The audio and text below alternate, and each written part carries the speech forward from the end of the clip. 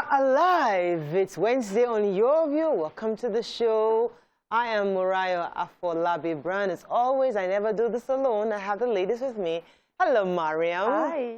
Hi, Murayo. I love this top. Thank you. Such a nice top. Yeah. YK has got this great taste. Yes. Ah, lovely. Very YK-ish. Yeah.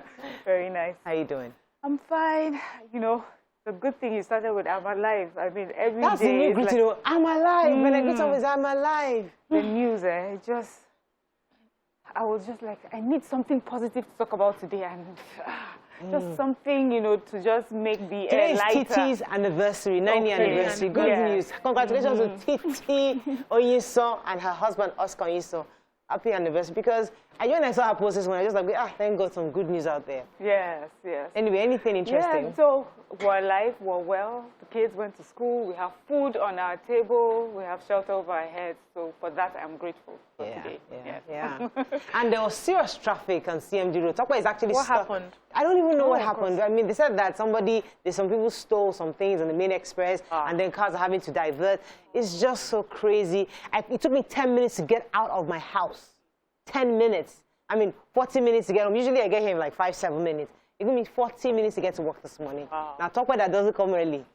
In fact, she's just stuck in traffic. Murayo, this is national TV. You don't say that. Okay, I was just saying, but talk about that. Always, because she lives close. So yeah, so she always assumes that she can get here early, but unfortunately, she's stuck in traffic. How are you doing, though? I was a bit depressed yesterday. Aww. Things happened, you know, with all the news we had all day, and I was just feeling really low. And then we started class. That class that they are warning us, you cannot come late, this is this, this is that. It was fun being in class. But today is my daughter's birthday. Really? Yeah. Happy birthday to her. Yeah, she's in school, so we're sending the cakes and the drinks. School has resumed, so they'll celebrate there. Then later in the evening, I'll just give her a call, know how she's doing. I love what you're wearing. It's simple but classy and sweet. Thank you. They won't appreciate it until you stand up. I'm not in the mood. Yeah. Thank you. You know, yesterday I was just thinking, I mean, please, Linda Keji's blog should leave me alone. If I vent on my page, let me vent in peace. Yeah, you not come and repost my events. Please, I beg you. I didn't send you a message. I mean, I couldn't sleep last night. I was thinking and I was writing a few things on my post. For my followers, just my small followers. Linda Keji now is gone. My community, thank you. But the truth is, Murayo, you have a voice. You think the community is small, the community is not small. People are actually waiting for you to speak so that they can, you know, jump on it. That's what happens with the life. I mean, I think that these are times that we must speak. Yes, we have our leanings, no doubt about that. I certainly do. I believe in the leader of the APC in Lagos State, Asiwaju Bola Ahmed Tinubu. I believe he's a leader. I believe in his vision. I believe in his plans for us. But I begin to question this the party, the government, the presidency. I'm questioning it. You know, like, what are we seeing? What we are seeing? Are you seeing what we're seeing? You know, so if I take him out, yes, I know we've seen his blueprint in Lagos State. We've seen what he put together. We've seen the 25-year plan. We've seen the people he has raised. So he has a track record. So I can remove him. But the other people within the party and what they're doing, especially the presidency, I'm confused. Security-wise, I'm confused. You know, so we need clarity and we need them to speak to us. We need not Garbashewu, please. Somebody who indeed cares should speak to us and let's hear from people who understand what we're going through, and that may alleviate something from us. But I think it's important that we share our thoughts during this period. Okay, let's go on a break. Today we're still talking about security. We'll try to find solution, not just lament. And so we're going to bring in guests today to help hear from the experts. But first, let's go through the front pages of the papers. Stay with us. We'll be right back.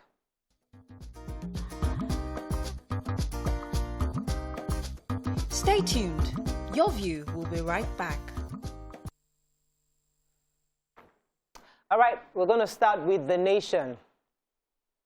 Senators, reps challenge federal government on state of emergency. It's the state of security, actually. President needs cooperation, says Tinubu. 7 killed in Benue IDP camp. Tom laments herders' impunity. Government set ablaze High Court police station in Ebonyi and Sokoto. Banks pumped 4.5 trillion naira into economy in 1 year. How ex-governors, others acquired 800 Dubai assets. Commissioner, Lagos not phasing out yellow buses. And President seeks urgent U.S. help on security. Okay, let's start with... 7 people that were killed in yes, Benue please, State. Yes. So 7 internally displaced persons in a camp in Abagena, Makodi, Benue State were killed by suspected herdsmen on Monday night. And according to the reports, the attackers stormed the village, went into a community, destroyed many houses before getting into the IDPs. Now, the IDPs are where people who have been displaced from their homes go to seek refuge. And so these suspected herdsmen went into the IDP. They said they carried out their activities for over 45 minutes, and nobody was there to stop or challenge them. Oh. And they left. Now, this IDP has about 1,820 displaced persons that live in there. So the governor of Benue State, Samuel Otom, spoke up, appealing to the presidency that they need to hear the president speak. Right. He should declare a state of emergency. They don't want to hear Garba Shehu. He is the leader. He should come out and seek help from international organizations so that it can help the case of insecurity. All right, similarly, go ahead. Okay. I'll go to the similar story, the major headline anyway, okay, which is also similar to what you just said, because the senators actually also called out, yes, we're talking about senators say something, lawmakers say something. Well, yesterday, they rose up to the occasion demanding that the presidency and security operatives begin to rise to the occasion of insecurity in our country. And in addition to that, the APC leader also, that's Asiwaju Bola Ahmed Tinubu, also said that the president needs understanding and cooperation to terminate security. Yes. Okay. So I have a story, and this was a presentation done during a training session by ICPC. And this associate fellow of Chatham House, Mr. Matthew Page, made a presentation, and he just talked about how so many of our politically exposed people, you know, businessmen, politicians, have found ways to take monies from Nigeria and have used them in real estate abroad, in the UK, in Dubai, sending their children to schools, you know, at top British schools with school fees going into hundreds of thousands of pounds. And he says that one of the reasons, a few of the reasons that causes this is our permissive environment. We just allow things to it's easy for people to, politically exposed people to take monies out. And also the techniques used to avoid detection, the role of professional enablers, commercial banks, bureau de change, and cash couriers. So even those who are not politically exposed people, they have proxies that they use. They have faces that they use to help them get all this. And that is really one of the reasons why we have all sorts of our treasury. What he's saying is that all our money is being used and taken away and invested in other countries. And he says, unfortunately, I think Dubai is not really cooperating in giving out so many, a lot of information. Intelligence. Information about those who are doing this. So he says, I just need to, 35 past and present governors, 299 former office holders. These are people who have acquired properties of over $400 million, 800 properties in Dubai. There is a former national chairman of the PDP. There are 15 former ministers, 1 judge, 14 police officers, security and military chiefs, lawmakers, 5 staff members in the presidency, 11 officers of the NMPC, and 16 heads of departments and agencies. Also, the list of 50 businessmen as fronts for politically exposed people, 158 proxies. So it just shows you the number of people that are just involved in just... All right. Let's move on to the other story. Yeah, so Dr. Frederick Oladende, that's the Transport Commissioner of Lagos State yesterday, has said that Lagos State is not phasing out yellow buses.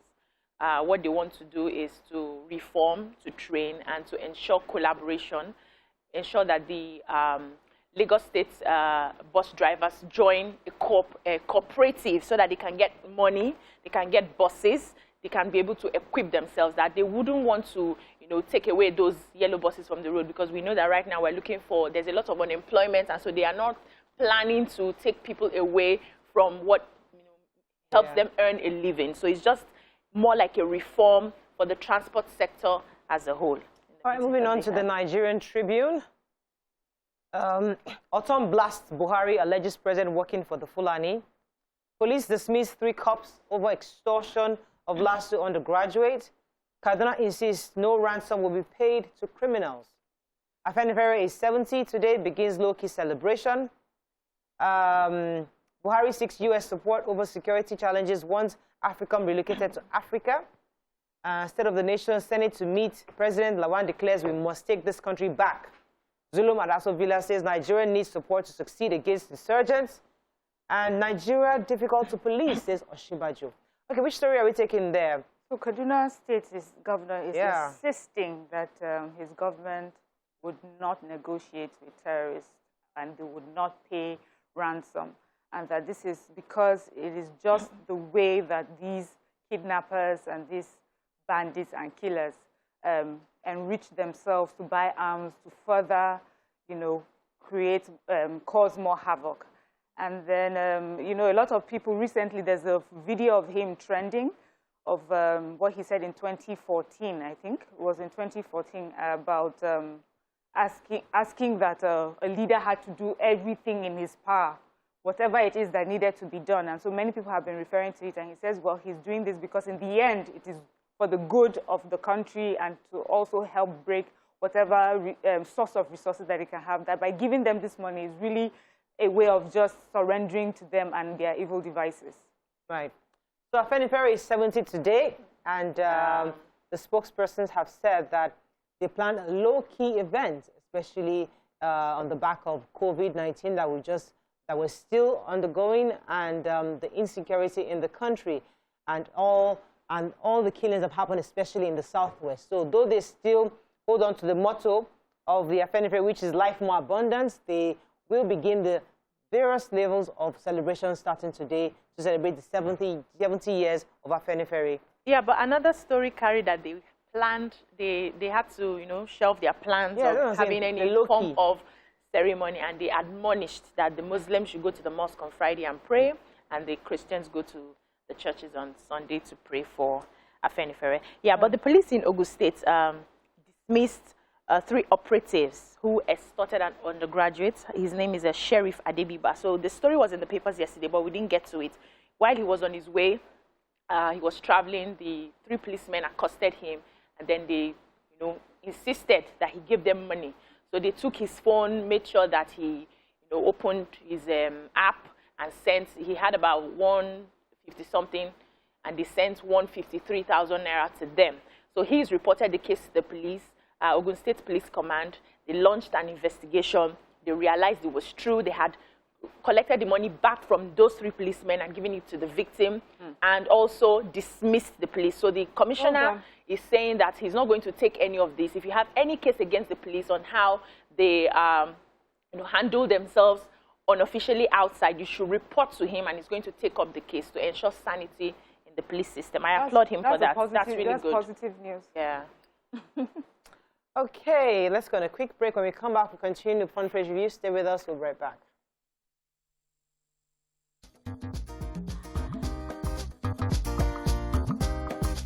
Stay tuned. Your View will be right back.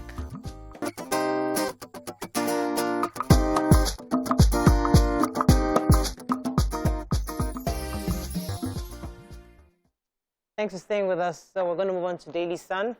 Insecurity, Buhari seeks external help. Khan accuses Muslim leaders of fueling religious crisis. Boko Haram may overrun Abuja, senators warn. Government strike in Ebonyi, killed 2 soldiers, policeman 2 others. Lagos government gives motor parks tout yellow card. COVID-19, Delta orders junior staff to resume work. El Rufai Tambuwa call for collective action against banditry. And Nigeria has collapsed, says Wike.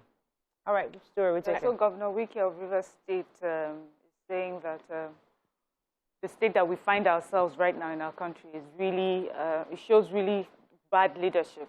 And honestly, to him, our state, the state of the nation has collapsed based on the incessant killings, the raising of police stations all over in the southeast, and he's saying that it is because many people who are supposed to have spoken up have not been speaking up, and have also politicized this violence across our nation. And the River State and some other southeast states have, that's Abia, Akwa Ibom, Bayelsa, and Imo states, have declared a state of emergency, and he's placed a curfew in River State. And so movement as of today, the curfew is from 8 p.m. to 6 a.m. and it starts from today. He says no person, no vehicle is allowed into the state as of 8 p.m. And whatever you need to do, make sure you're in that state before that time, and 6 a.m. before, people start moving about again. And I think I like that aspect, which is, I think he's taking a stand. We've heard many governors speak, but a lot of them are just saying, speaking. But this is good for me, especially in the Southeast, with all that's happening. Yeah, the major story. Yes, go ahead. The presidency had a meeting with the U.S. Secretary of State, Antony Blinken, and they had this, it was a virtual meeting, like they promised to have. And one of the things the president states asked the United States was to reconsider relocating Africa's command, AFRICOM, from Stuttgart, Germany to an African country, one of the African countries at least, so that it's closer to the theater of operation. And he also, he also asked that they need U.S. input in the insecurity issues we have in the country, and congratulated him for his appointment as the U.S. Secretary, and thanked him for helping to lift the ban. There was a Muslim ban that was put on Muslim countries and African countries from getting into the U.S. for lifting that ban, and he was hoping for more collaborations, more support from the U.S. so that we can curb the insecurity in not just Nigeria but other African countries. All right, I want to welcome Tokwe to the show. Welcome. You're in traffic. Thanks for joining us on the show. How are you doing? I'm good. Lagos traffic, you stay in for an hour and then there's nothing stopping the traffic flow. It's just human beings, plenty cars, and lawlessness. So here we are. Welcome back. Thanks for joining us. But I'm excited to take the stories. I have You have a story, son? Yes, I have 2 stories actually. Fast reading things. The NDDC board, the Ijaw Youth Forum, have been saying that they want to lead a nationwide protest to a Niger Delta-wide protest to shut down the Niger Delta. Their reason being that this board hasn't been inaugurated.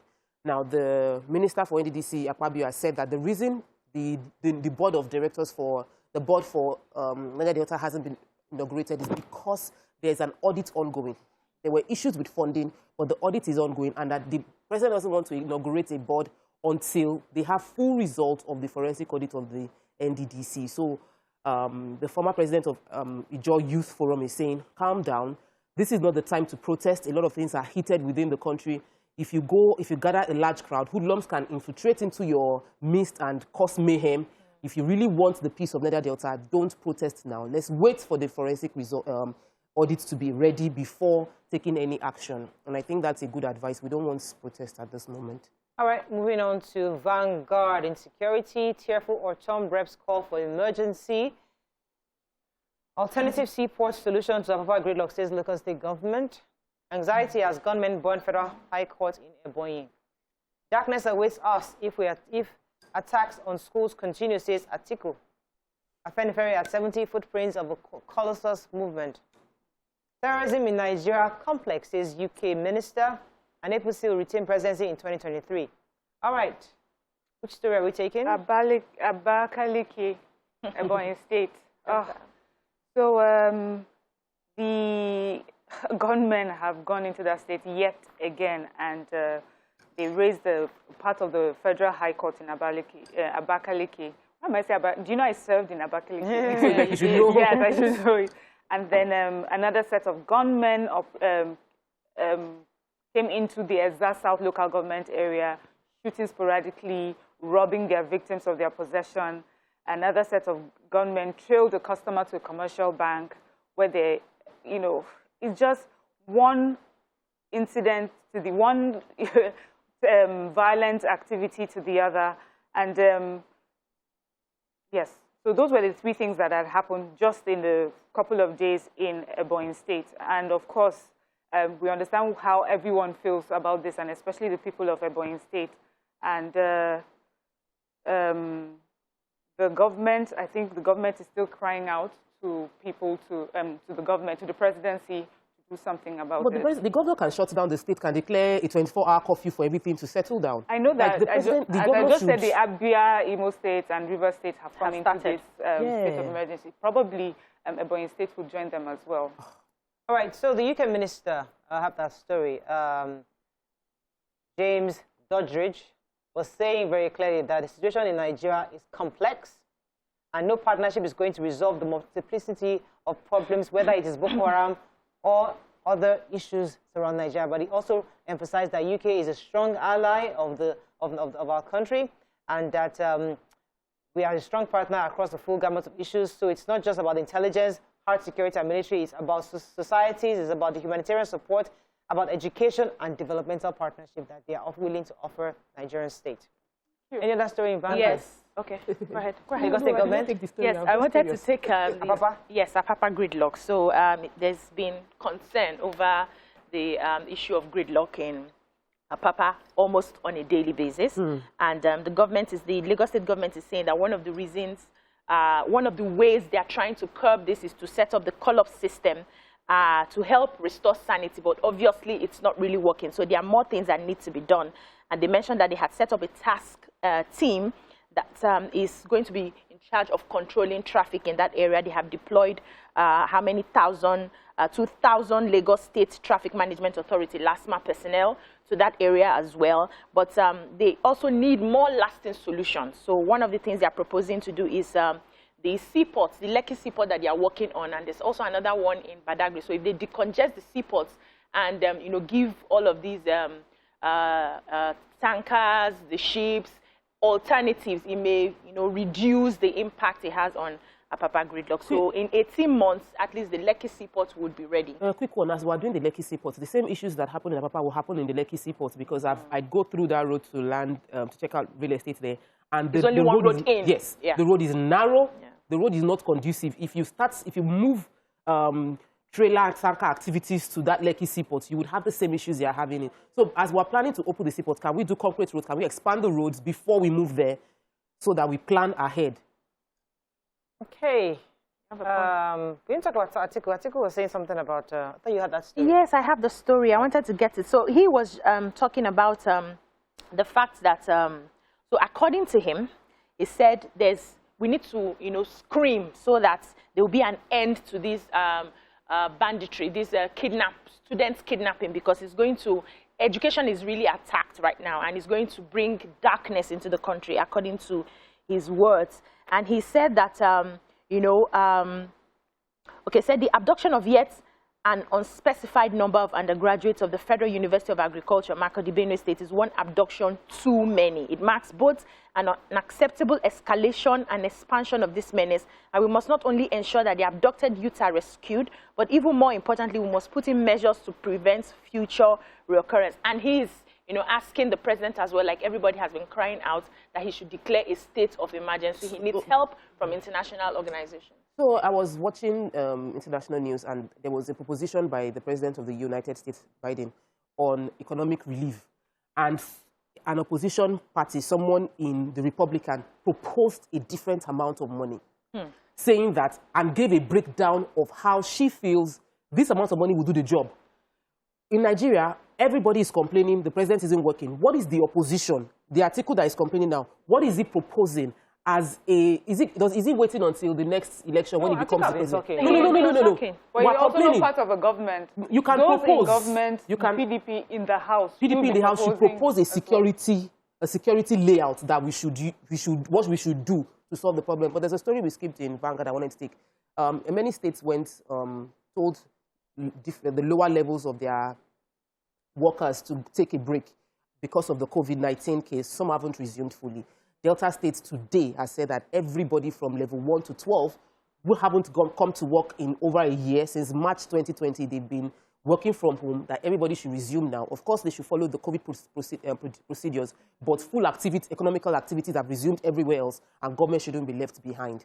Okay. Final paper this day, National Assembly laments over worsening insecurity as Buhari seeks U.S.'s help. OPS, that's the organized private sector, urges federal government to save economy as insecurity worsens. So everybody's obviously saying the same thing. And the organized private sector is saying that they're asking the federal government to rise to the occasion and arrest the worsening insecurity in the country in order to salvage the nation's economy. Now, we need help, but Mariah gave us an option. Yeah. You might say you don't want the president to talk to Shekarau, but let's just do something. Let's stop saying we're seeking help, we're doing this. Let's do something. We need more options. If you have another option, offer it. Help, come, please. So, okay, help coming is not an option. Help. We need help is not an option. Autumn was saying a few things. If you're helpless, you need help. It's an option. Autumn talked about a summit to be by the governors. As we said, the summit it's just people sitting down and talking about it. Again. I think we've done enough talking. And we've heard from the UK, they said that they will support us anyhow. And our government is talking to the United States as well. So let's see in a few days how this would affect. We should just getting international involvement can be quite expensive. Getting even mercenaries are expensive. It's not cheap. We don't have if support, I don't think. Do they pay us when we go to other countries to help them? No. You pay in kind. I know with United you have a sort of agreement. Yeah, it will still cost you something. Nobody but everything running a costs charity. us something. Everything. So let's do this, please. We have to go on a break now, but we need to move on to our next topic. When we come back, we'll continue with our hot topic. Stay with us. We'll be right back.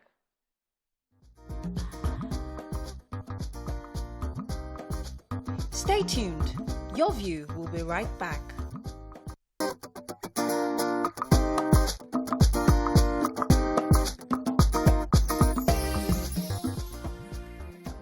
Thanks for staying with us. So, still on the issue of insecurity, President Muhammadu Buhari recently emphasized the need for the support of the United States and other important and strategic partners in combating the security challenges facing Nigeria.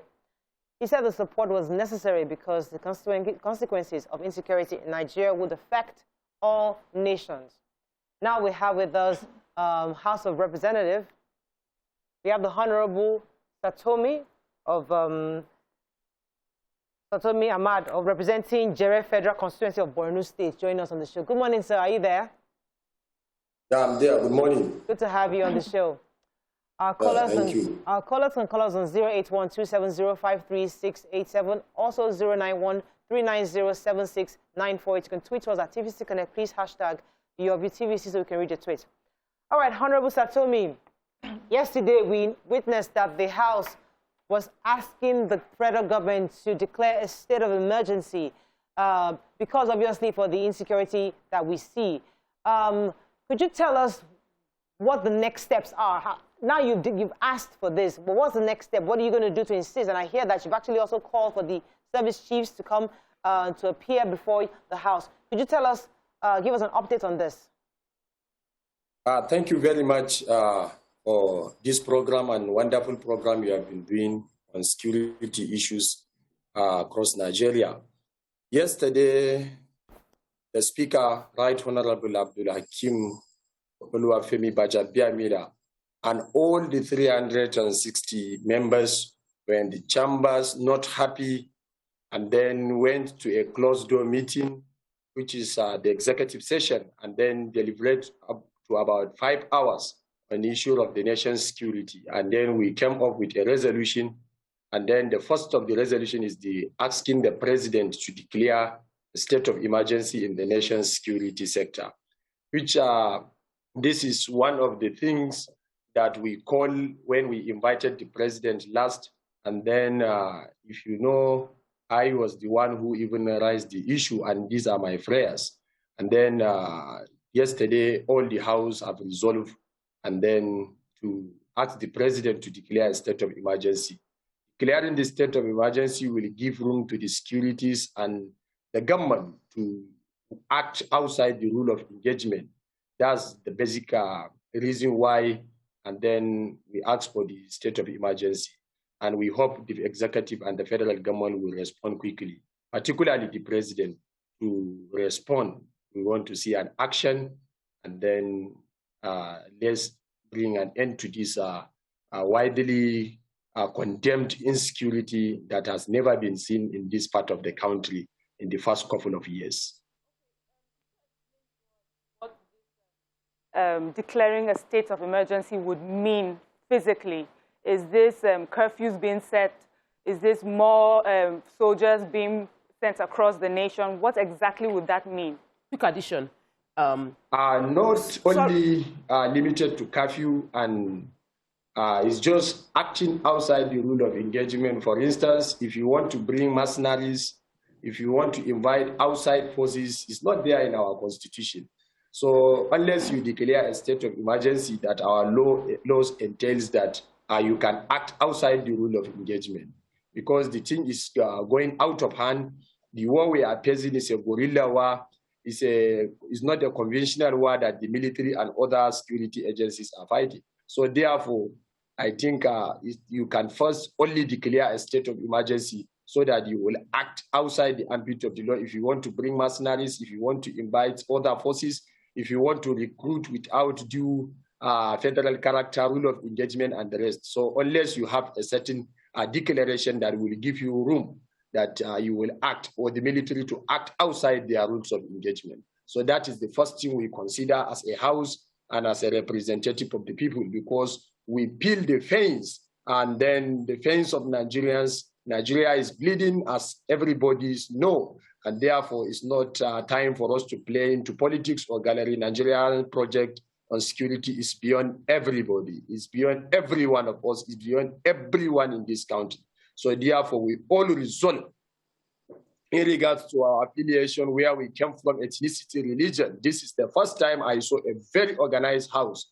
All came together under one Nigerian project. All right. And we all give a credit to the speaker for bringing us such idea for us to sit down and deliberate across only for Nigeria. Okay. And I'm very much proud to be a Nigerian on that. Okay, sir. Many people would doubt that our representatives feel the pain that we are feeling. Many people would doubt that statement, because it took a pretty long time before this deliberation took place, and things had really escalated before this deliberation took place. So apart from the state of emergency, short term, because this state of emergency is a proposition which might still take a while before it gets implemented, right? So what is the short term project that can be done? Ebonyi just was burning just yesterday. Same thing is happening in Imo, Anambra. If you go to Kaduna, go to Niger State, we still have a case of flag hoisted by Boko Haram. And your own state is also under crisis. So in the short term, how can the school children feel safe? What is going to be done now? And what's the timeline for the implementation of this state of emergency? We are expecting from yesterday. By now, we hope that the presidency have come up with a statement on that, because the thing is going out of hand. If you look at Niger State, where they host the flag, is just about 200 kilometers away from the seat of power. So definitely something has to be done urgently. That's why we say first declare state of emergency. We want to know what the satellite Nigeria imaginary system is doing, because we're supposed to have a satellite that is giving proper information, proper imaginary pictures to our security formations, to our security personnel. And then, above all, what are the intellects doing? There must be, I am sure, an intelligent report before all such kind of attacks are being carried out by all these hoodlums and criminals. So therefore, we want a situation whereby the military, the defense intelligence, and then the other security forces to tell us more about what our satellites doing. And then I have seen one of our recommendations by the president asking, pride aside, for an intervention from a United States. This way win forward ahead, because these are one of our prayers since for a long, because it's not an issue of pride, it's not an ego. Definitely this thing is beyond us, because if you look at the number of the security forces across Nigeria and our population, definitely the thing is overwhelming. There was an tentative security statistic showing that the small arms within the the proliferation of small arms and ammunition in the hands of non-recognized actors, that's the bandits, Boko Haram, kidnappers, and the rest is about 1.8 million, while the weapons in the hands of security formation across Nigeria is not beyond 680,000. It's about 3 times. So definitely it's high time. What we have at stake now for us to curtail this thing immediately is our numbers. Let the federal government massively, as a matter of emergency, recruit. And this recruitment process will only come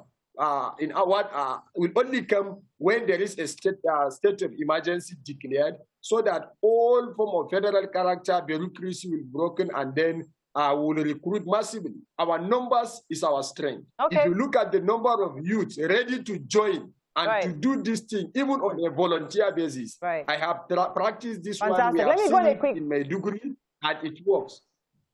Right, let me go on a quick break. When we come back, I like this last point you made, and I think we'd like to dwell on it for a minute. Stay with us, we'll be right back.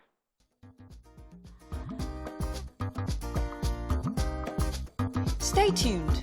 Your View will be right back.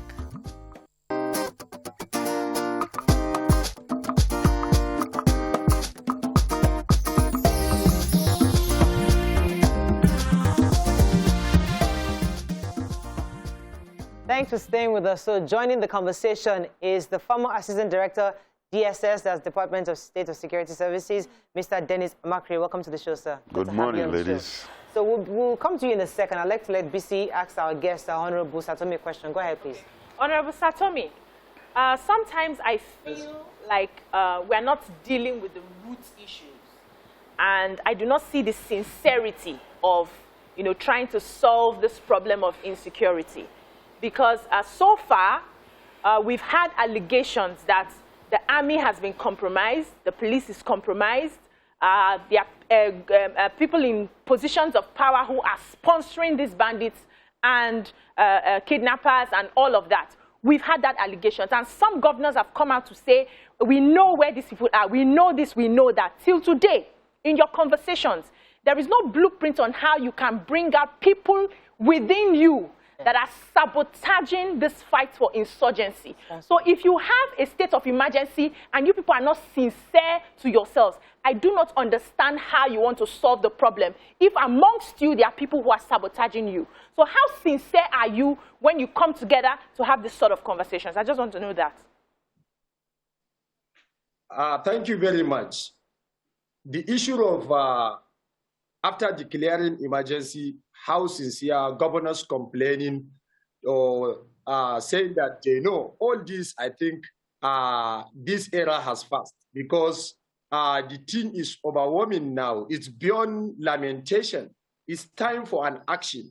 What I am trying to say here is that if a governor will cry out in the name of federal government, so definitely something is wrong at the center point. That's the presidency.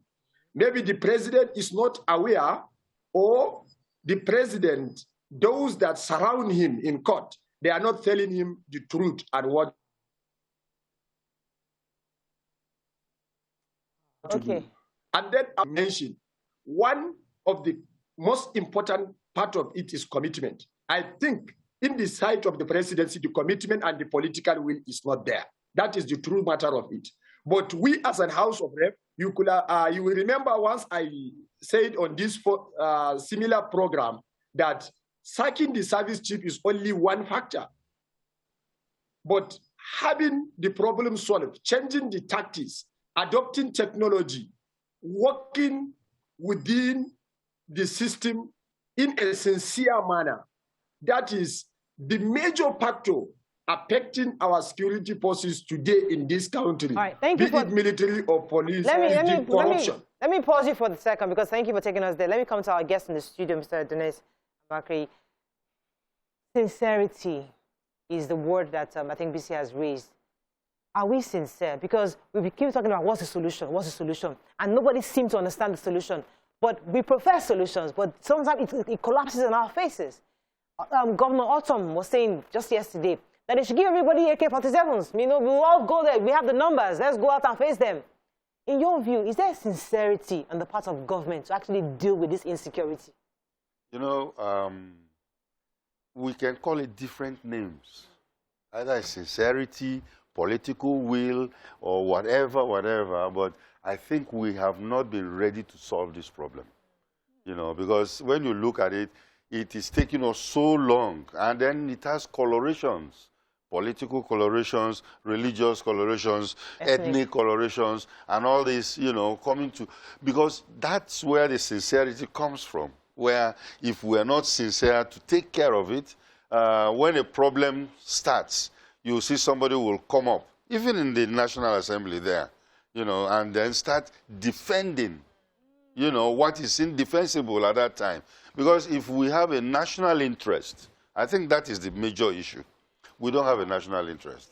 If we have a national interest, everybody will look at that national interest. We have regional interest. Yeah, we have regional interest, you know, exactly, you know, state interest, tribal interest. So anytime, even appointments, when federal government appoint people, the first thing Nigerians do is run through the list. How many Calabar people are there? How many Igbos are there? How many Fulanis are there, you know? So that lack of national interest is what is making us, you know, impeding our progress. I just love the way that you have broken it down, because many times when we talk about being insincere, people have come up with theories. You know, we call them conspiracy theories. Oh, there must be something, there's an agenda. Yes. But I think it is even it's even a lot more worse. That is the fact that we do not have a national interest. We have all sorts of interests. Yes. And so my question would be, and that's what we have constantly asked, because we've asked for the change of service chiefs. The Honorable here mentioned we need to use technology. Is it that we did not think about that until now? That we're looking to look at technology? How does the DSS, what sort of intelligence does the DSS provide, you know, the government and those on the field? Yeah, I need to take you to, like, the last time I visited the DSS, you know, they've even improved further than when I was there, you know, where they have a department, technological applications, and stuff like that. But again, when you compare them to the world level, they still need some new, you know, things, because things are changing on a daily basis. So it is not a matter of whether we are going to use technology or not. We are going to, first of all, have the political will to say that we want to restructure, because there need to be a review. When they were asking for the change of the service chiefs, of course, I was one of those who said that, look, changing them is not going to be the solution, because if they go away, of course, they've been there for too long. Let them relax and let new ideas come into play. But you cannot pour new wine into an old bottle and then expect it to also do certain things. Let me take Emeka. Emeka, are you there? Thanks for calling. Yes, good morning. You're live. Go ahead, please. Yes, good morning, all. Good morning, the panel, and good morning to the guests. I want to quickly make a comment on, with respect to the issue of insincerity. Now, when we talk about insincerity, we should narrow it down to our individual beings as a part and parcel of this nation. It starts with each and every one of us. The insincerity starts from all of us. Then the guest you have over there from Abuja, the National Assembly member, is a product of this society. He's a product of a particular family. He has relatives. He goes home. He can't say he's ignorant of what happens in his own family. So the insincerity comes from all of us. If we can have a collective decision and say that, look, I will stop being myself and be a Nigerian first, we'll go a long way. Like the former director of DSS said, if we can decide to rally around ourselves, not to look at Buhari is not doing well. Buhari is an individual. He may not even get to hear 10 stories that you hear in a day. He might decide to take a particular decision today. But it is upon us to be honest within ourselves. I come from the Southeast. I am in the north. Someone else comes from the southwest and lives in the east. You should be able to make your east your home. This is where we got it all wrong amongst ourselves. So, but if we can, I think it boils down to what the press sends out at any given point in time. I might be very honest with everybody here that at some point I decide not to listen to news. Because what... Thank you very much, Emeka. Let me go on a quick break. When we come back, we'll continue the conversation. Stay with us for break.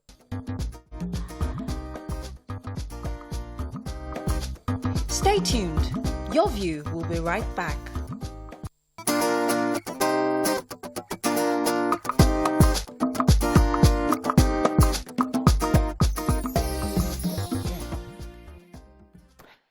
Thanks for staying with us. We still have our guest, Honorable Satomi from Benue State, still here, from Borno actually. And we still have with us former Assistant DSS Director, Mr. Makri. Well, thank you for staying with us. Yes, Toko had a question. Yeah, so we've moved trying to solve the problem by digging to the roots, because the fruits we are seeing is a result of the roots. And if we can deal with the roots, we'll deal with the fruits. So one of the things that we've highlighted is the fact that there is insincerity on the part of many of our leaders and insincerity on the part of all citizens. And it is spiraling. But another issue that is at the root of this is the fact that we're not united. We're not united. Everybody is selfish. Yes. And our selfishness influences everything we're doing. And the selfishness, because the honorable that spoke said that, I've never seen us more united. We all came together and we spoke with one voice, and I'm like, really? Like, since how many years? Seriously? Like, when Lia Sharibu said, she has given birth to 2 children. Like, how many people needed to die for us to see everybody meet, have a closed 5-hour intense meeting? Are you just waking up to the fact that this country is under fire? So, is it because, you know, so there are many, like, why have we, what can... Let's get the question out now, because I know we're all lamenting. No, so for me, it is, to the 2 guests that we have, one to the honorable, what changed, and how can we effectively use this change that we have, this united National Assembly, to push a quick policy that will solve the root problems, which is, can we be one? Or is it, I mean, I want him to answer from his own end. Okay. What changed to make us come together? Right. And now that we have come together, that we're speaking with one voice, what are we going to, can we use this leverage of unity to push policies that would bring us together? Honorable Senator, Satomi, are you there? Hello? Did you get that question? No, I didn't. Can you let her come again, please? Okay, sir. I said it's finally the entire National Assembly is speaking with one voice. According to what you said, there's a sincerity on unity on how to deal with the insecurity. I'm saying that what changed, because we on this show have been saying that we've had issues of insecurity since 2015 with the president's administration. So what exactly changed, and how do we use this united front now to push a policy that will deal with the roots? Because if we have state of emergency, that's still dealing with the fruits. How do we deal with the root of uniting Nigeria?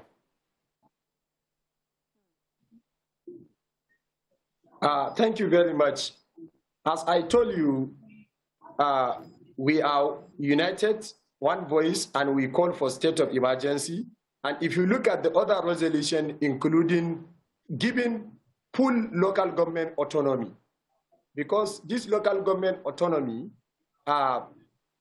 is like you are giving a power to the local government, because all these criminals are being recruited in the local government, because the local government has no power, have no access to their resource, is being controlled by the governors. The governors have so much powers, and also the presidency. That's why we asked the president to give a local government autonomy to implement fully and other resolution. And believe me, majority of us are of the view that if the president had...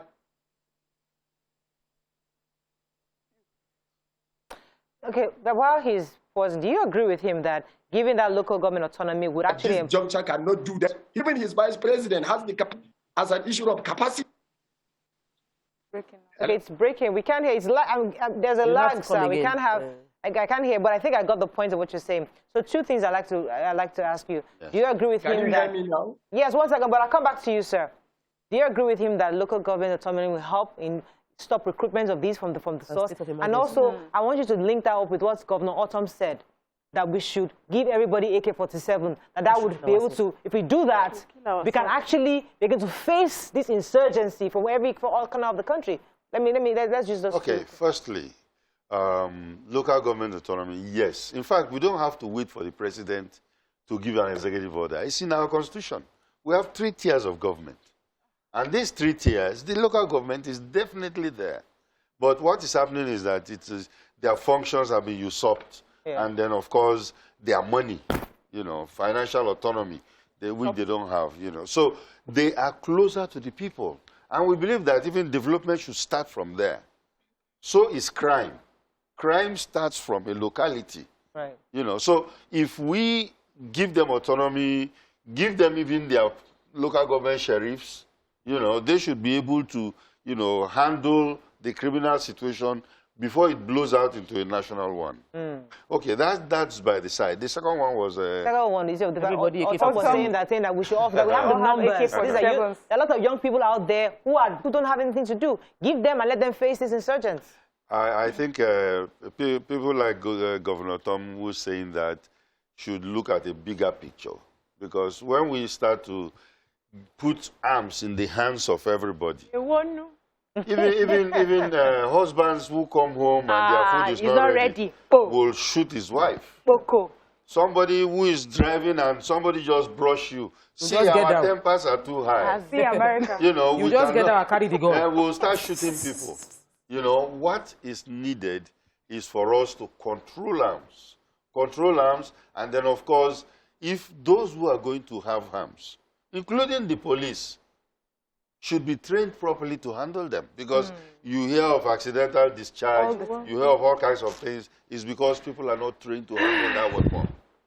So I will not suggest that you give arms to everybody, but I understand where the governor is coming from. He wants security for everybody.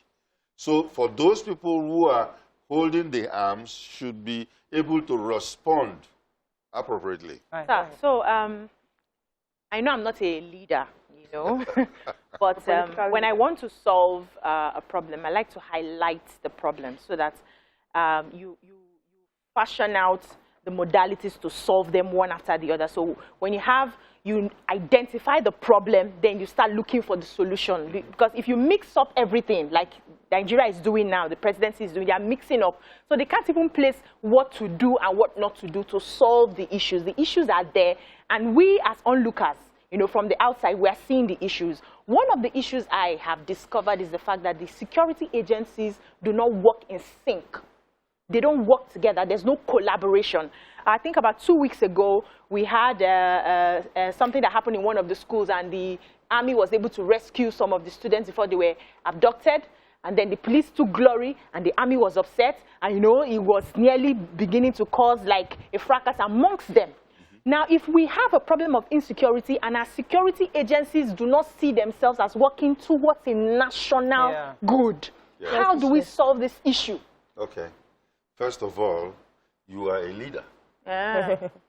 Because everybody is a leader. And I got this experience from working with international companies where they don't deal with workers. They deal with leaders. And leaders work in teams. And if they are in teams, they all contribute. And that's how companies that are even international grow. But when you have a smaller one thinking of leader, everybody looks to the leader for direction. So anyway, that's by the side. Now for the other one where security agencies are working in silos. It's because of the way, number one, how they were created. Remember that the original security structure we have in Nigeria was the Nigerian constabulary, which later metamorphosed into the Nigerian police.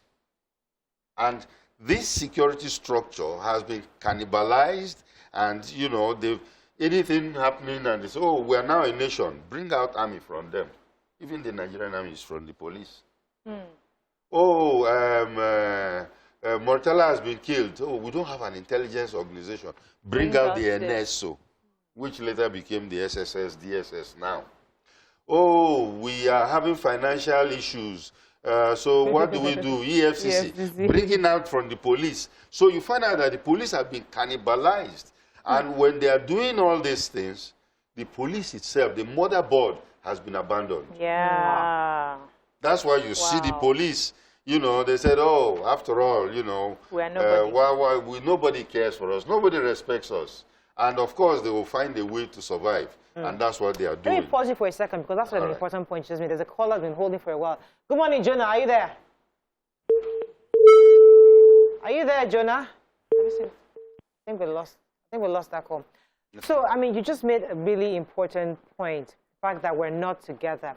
And the police, because there's issue of complicity. Let me go on a break. We're going to come back to continue this conversation. Stay with us, we'll be right back.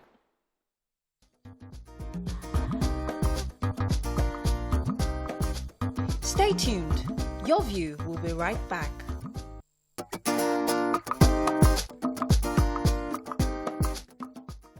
Thanks for staying with us. I would like to come to you because of the incessant attacks on the police stations, on the police apparatus, the fact that our police seem quite helpless. And you, I mean, as a former assistant director, DSS, what would you advise to be the way to get back the glory of the police? Because, I mean, a police, even ordinary Lekki here, the Okada riders were formed themselves against the police. So what can we do to strengthen them and get back that glory of that role as policing our nation? First of all, we have to, thank you for that question.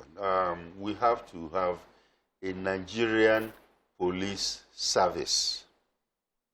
A Nigerian police service. A police that will be there to help Nigerians. Because we are having a backlash of a colonial mentality, because like I said, when the Hausa Constabulary was formed, in Ikoyi here, they were set up to protect the colonial guys. And because that was the situation, the Nigerians became the enemy, while the other people were the people they were protecting. At independence, the Oyibo people left. And the new organs came in, who are the politicians. And that's why you see today we are saying that Nigeria police is just below 400,000, but about 100 and something thousand are dedicated to following big people around. You know, and that's how they see it. They see it as a situation where they are there to protect, not all Nigerians, but some section of Nigerians. But sir, is the change of name going to make any difference if the change of ideology is still on ground? It will be the start whereby, you know, they will start to, you know, there's supposed to be an orientation on them that, look, you are here to service the Nigerian people. You are supposed to show a man that, look, you are on one way. Don't you see the sign? Turn around and go back. Whether it's a military convoy. Yeah, instead of hiding and jumping or flogging people out of the way, you know, that is not what the police let's go to Honorable Satomi for a moment. Yes, Maria had a question for him. So, Honorable Member, you mentioned initially when you were speaking, you said now the House has been united like never before. And I would like to find out, in what ways are they united? Because we have situations where if someone is called out for probably some sort of affiliation he may have or sort of relationship he may have with terrorists, banditry, kidnapping.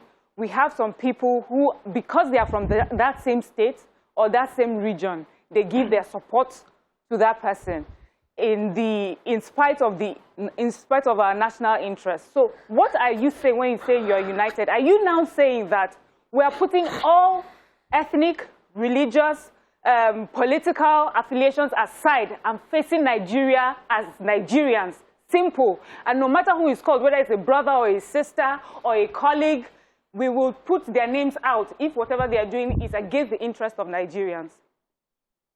Aside and facing Nigeria as Nigerians. You're listening to the TV. No matter who is called, whether it's a brother or a sister or a colleague, we will put their names. Honorable Satomi. Nigerians.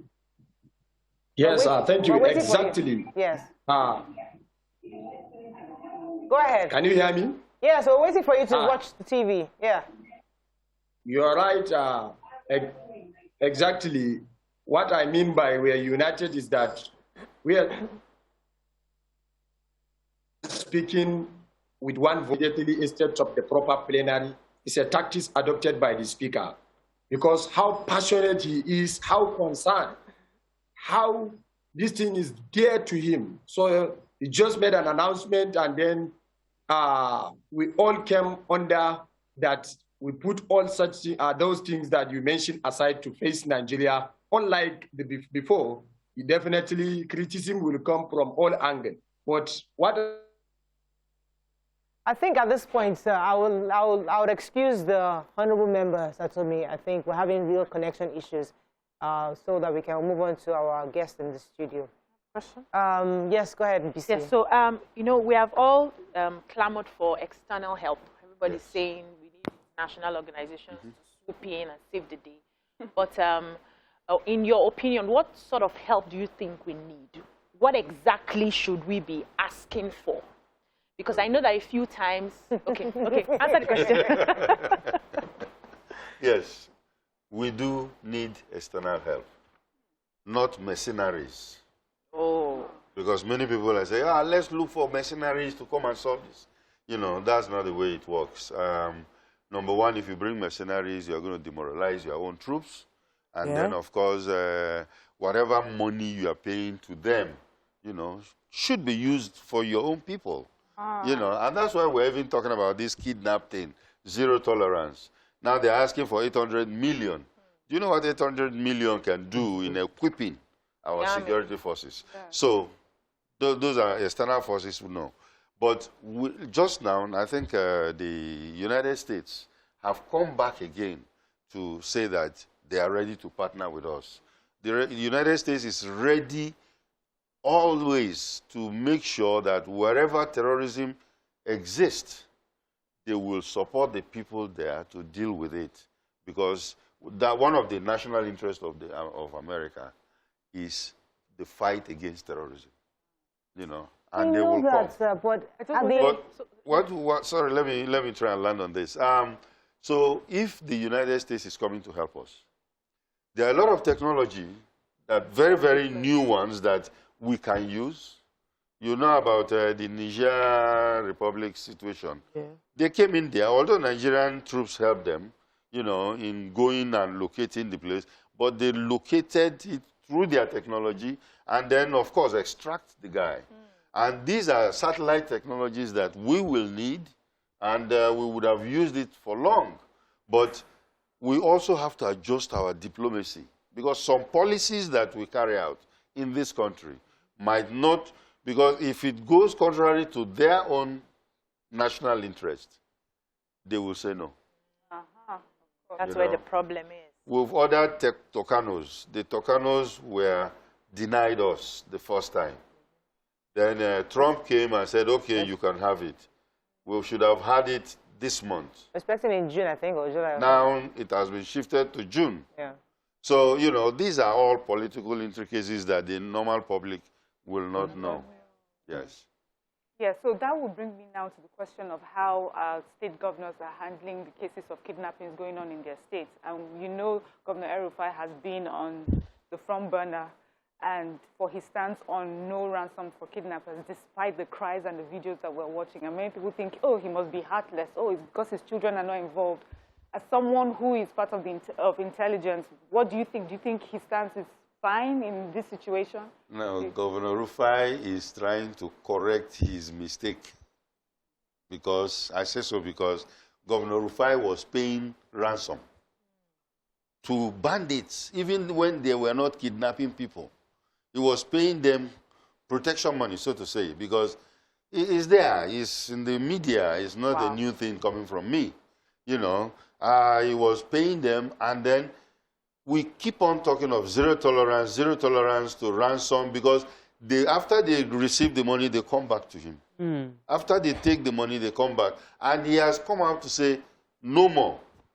Even if my son is kidnapped, I'm not paying. And that is what the people are saying, okay, if you don't want to pay, then you see what we can do. Yeah. That's the situation we have right now. Wow. But I am happy for the governor that at least he has come to the realization that anytime you give them money, they use it to go and, you know, equip themselves, buy new arms. You know how much one AK-47 costs? More than 300,000-400,000. Really? Yes. One? Yes, one. Jeez. So when you see these people carrying all that, they're heavily funded all over places, we now start talking of terrorism financing. Yes, we're funding them.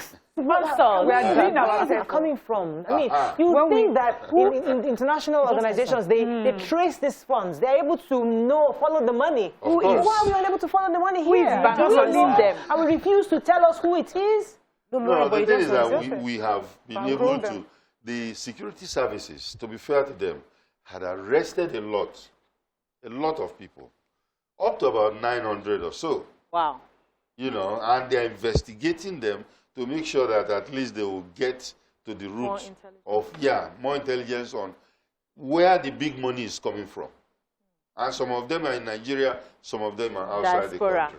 Okay, so sir, it was shocking when we heard the Honorable confirm what we've heard before, that the ammunitions available to a lot of the bandits, the ammunitions available to bandits, Boko Haram bandits, is ×3 of what we have as a force.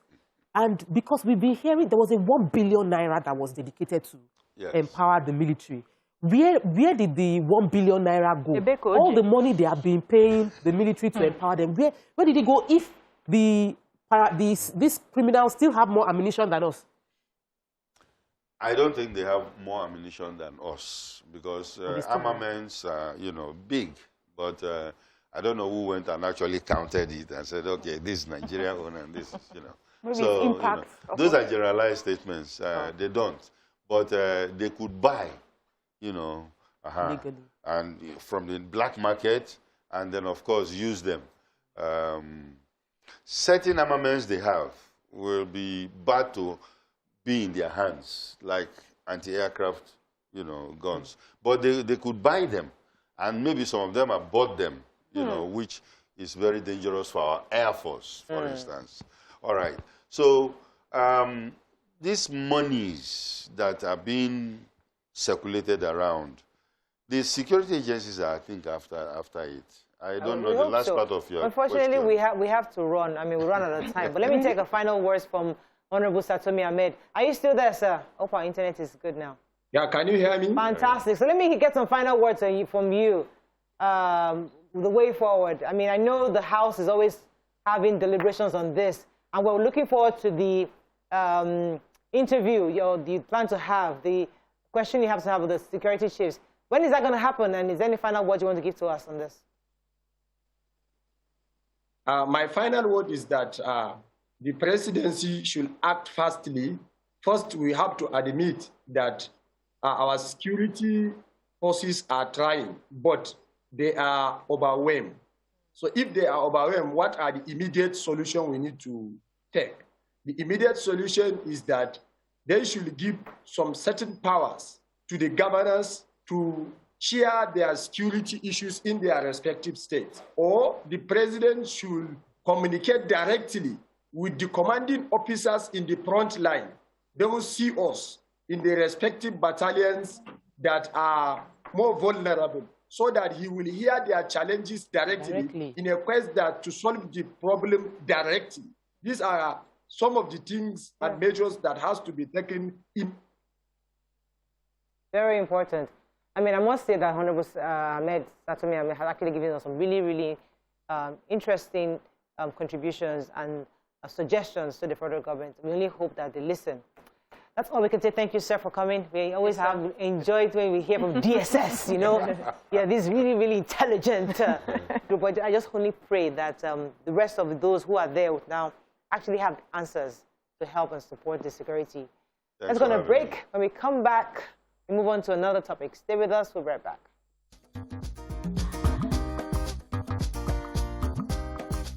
Stay tuned. Your View will be right back.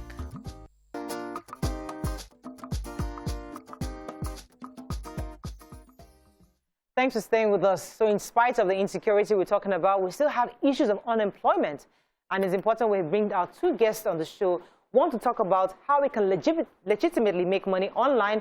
The other, who is a serial entrepreneur, can tell us how we can make money in other ways like real estate. Welcome with us, Ayodotun Akinfenwa. She is a corporate trainer, brand marketing communications expert, and CEO at Lifestyle Hughes Brand Consulting. Welcome to the show, Ayodotun. Good to have you on the show. And we also have Mr. Stephen Akintayo, who is a serial entrepreneur and inspirational speaker. Welcome to the show, sir. Thank you. Let me start with Ayodotun, because a lot of young people would like to make money online. I mean, that's the new goal, they say. But many people are not getting it right. So in spite of all that we see and hear, how can we begin to make money online? Okay, so there's so many ways, especially in this season where we have people building stuff on digital platforms. So we have a lot of people on social media. We have people who need to plug their businesses on email. They need to build websites for their businesses. They need to create content. So these days, regular ads, oh, we shot a TVC, we did an ad, will not fly anymore. People need people that can create content. So I get requests. My team and I get requests from people from around the world saying to us, oh, I need someone to write content for my website. I need someone to create content to plug on the various channels I'm on. So there's so many opportunities. So content, not only in terms of videos that, you know, people, influencers are creating, but even written material, even creative thoughts, scripting, you know, material for different platforms. People have platforms they need to plug. So creating content is a huge so what would you say the starting point is then for someone who is interested? So identify what you have to offer. The marketplace, there's so much need because, like I said, there's a plethora of digital channels that needs to be plugged with quality content because people want to see quality content. So think of what you can offer. If you can write, I still get calls every day from people who say, oh, can you plug me? I can write. Can you plug me with a paying gig?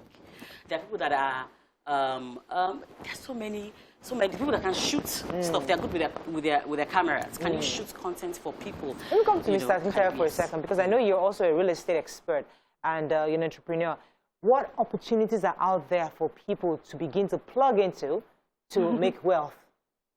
There are many, you know, really, really many. I teach about 20 internet businesses you could do. But one of it is brokerage. You know, I started 13 years ago as a broker, and other businesses I did, and we built a multi-billionaire empire. So today, when you tell me a story of how you can make it in Nigeria, I'm a proof that you can. For real? Let me adjust my seat. Wow, so how you make it in this country? Yeah, go ahead. You know, I'm a proof that you can. And one of the things I started was being a broker. Sell for other developers, get commission, and over time, save enough to also start building your own properties. And today, the story is different. So I think there are many areas. Brokerage is one of them. And you don't need money to become a property broker. You don't need any cash at all. So what do you do? Because there are a lot of people who are into real estate. We see a lot of people, and a lot of people have also been scammed. So they meet a broker, and then they take their money and disappear. Yeah. You trying to get into that brokerage, how do you identify people who are real, and what are the next steps for you? Well, first thing is training. I mean, training helps you to reign. If you see anybody reigning in any industry, they've been properly groomed and trained. One of the things we are doing is to raise a team of 100,000 brokers in Nigeria, and we've decided to bring the best in the world. We have a conference coming up this weekend. We have John Maxwell, leadership expert, yeah, so he's going to be speaking. We have Ryan Sahant is the... How do you bring a John Maxwell tonight? So I'm telling you, I'm sure he was a big goal. Yeah, it's a big event, really big. You have Ryan Sahant is the #1 property broker in the world. He does over $1 billion in transactions, selling properties every year. It's based in New York.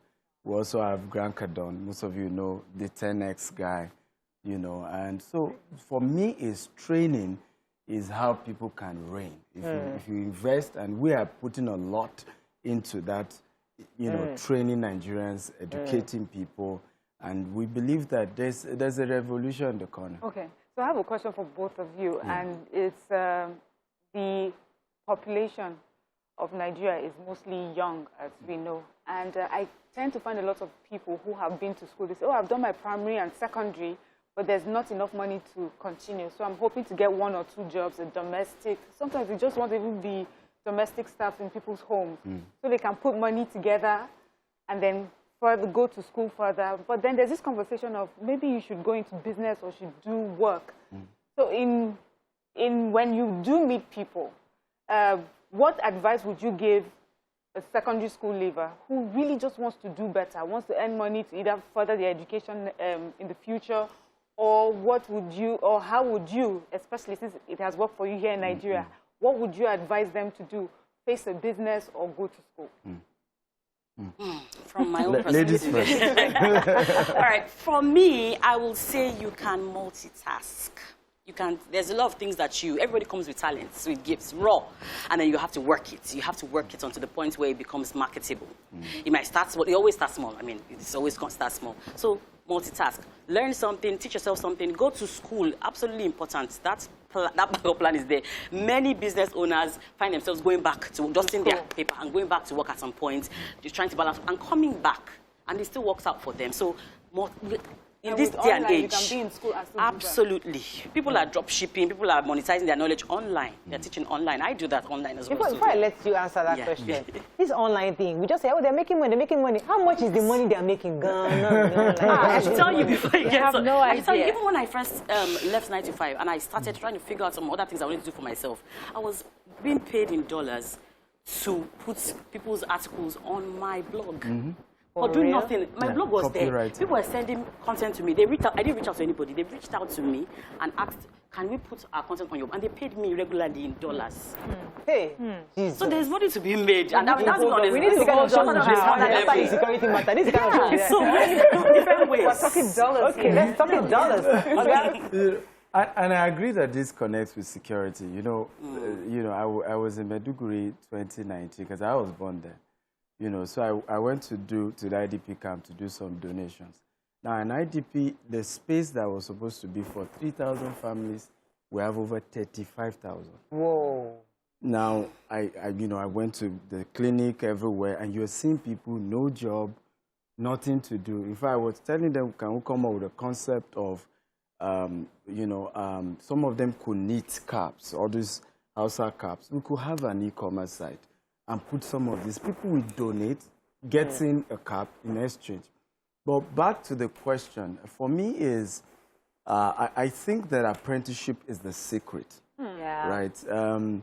I have a team of over 300 staff, and not all of them are graduates.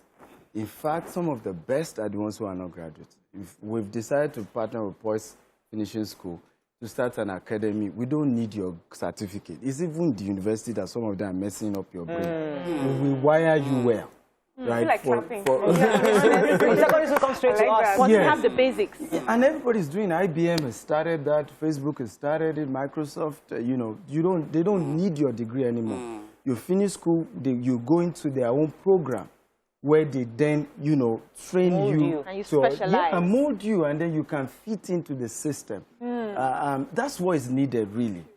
That's what is needed. So I worry when I see a lot of young people out there who say there is no job, government hasn't provided anything, and so they are going to go into either doing Yahoo, or, kidnapping so that they can, or, just becoming hoodlums around. And when I've had conversations with a few of them who actually went to school, but they just feel there is no job. I came out, I applied, the government did not settle me.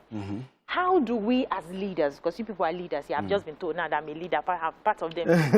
How do we begin to get into the minds of these young ones to a place where they can start creating something for themselves and not waiting for somebody to, for a government to hold them and give them that white-collar job? How do we get to that place? What are some of the things that we can start doing now to tell them, you can actually start something no matter how small it is? Show up as a role model. For both of you, the question. Yeah, show up as a role model. That's what I would say. I've become very, visible in recent time because I just realized that we are not producing role models for these people, right? Ask an average young person. Is either an artist, a Davido, now he doesn't have that kind of voice or that opportunity, or an actress, maybe I don't have that opportunity. Or now the guys who are doing Yahoo. So how many entrepreneurs are coming out? When last did a Dangote write a book? I just finished my latest book, Billionaire Habits. We need to start showing up and talking about this is what I did, because people think some of these people are lucky. Right? I've never been lucky in my life before. So as you are sitting there like this, billionaire will be like this. No? Well, they come in simple packages. Well, no. I am sitting next to a billionaire. But it's not about billions in your account. It's about assets. Yeah. And that's what we need to begin to educate. It's not about the cash. It's not the, it's not about the loose cash. Yeah, it's about building assets and understanding that asset before luxury. You know, but until wealth. Yeah. Let me come to you. What are your thoughts on what Busi said? I think it's on different levels, on an organizational level, on a governance level, and even with the individuals, parents.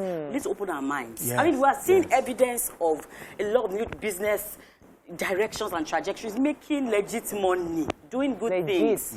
Yeah, so on different levels. So when you're, I mean, on an organizational level, on a personal level, if you are finding people giving you support, and then you have role models opening up and actually telling their story, and just stop saying, no, it's only by the grace of God. Yes, it's by the grace of God, but there are a number of steps that you took. Yeah, so on those different levels, and then when it's time to get a loan or to kind of get an enabling environment, even on the level of governance, you're getting that support, it would, I mean, we've evolved. We're not on zero level, as you know, a lot of new trajectories have evolved in Nigeria, but we still have a ways to go. We have to bring you back, because I think we need somebody who's going to train, especially young people. There's a lot of opportunities online, so we're going to bring you back with a proper workshop and we'll teach our viewers on how to do that. But let me come back to you, sir, because you talked about an event coming with John Maxwell. Yeah, I want to attend. Is it free? Is it virtual? Is it virtual? Is it free? Is it virtual? Do you have to be there physically? Yeah, so the cost value for us was $2,000 per person, because one of the speakers charged us $50,000. You know, so but we've made it free. Yeah, absolutely. Is it virtual? Absolutely. Is it virtual? Free. It's hybrid. Oh, so virtual and physical. You can attend physically in Landmark Event Center, Niru. Okay. You can attend physically in Dubai, because we have offices in Dubai, US, and UK. You can attend online. Over 10,000 people are joining online. Ah, fantastic. But even if we don't want to get into real estate, because I'm beginning to learn to stay... No, hold on. I'm beginning to learn... Yes. Wait, first. I want more money. But we're learning to stay on our lane. I don't think everybody is meant to do one thing or get into one sort of business. Yes. I can still make it being a teacher. You can still make it being a consultant. Can we get value that we can replicate in our own businesses? Brokerage is your network determining your net worth. It's just a referral. That's what people don't understand about brokerage. Because you even need your power base. I'm a media person. All I'm doing is to refer people to credible real estate company, and I have something on the side. I like commission. Right? So it's, I have to run, but I know when Tokwe started this journey, I mean, she has grown. Tokwe is big now. Yes. Listen, if you don't have a testimony for anybody, Tokwe is big now. I mean, so I've seen her grow. Yeah, We've all seen her grow. Tokwe is a testimony that... Yeah, that you have raised also. So we've seen a product of your work, and we thank you for that. And we'll see how we can all begin to benefit. If she can give us some percentages from her. Exactly. Pay tax and but we'll try. In this brokerage season, we'll see. She's already doing that. Your view, profit offering. Thank you very much, Dr. for coming. We'll have to bring both of you back separately to talk about, because the truth is that you have knowledge that Nigerians need. And I said, we need role models like you to show, because we keep seeing the other ones, but we need to see more of you. I know that even in all of this, we can make legitimate money. Absolutely. I can't wait. You don't have to be a politician, you don't have to steal, you don't have to do anything. Correct, legit money. Absolutely. Sweet money. What it is. All right, I am inspired. Yes, so all over you. We are inspired. Okay, all right. See you tomorrow. Have a lovely day. Bye for now.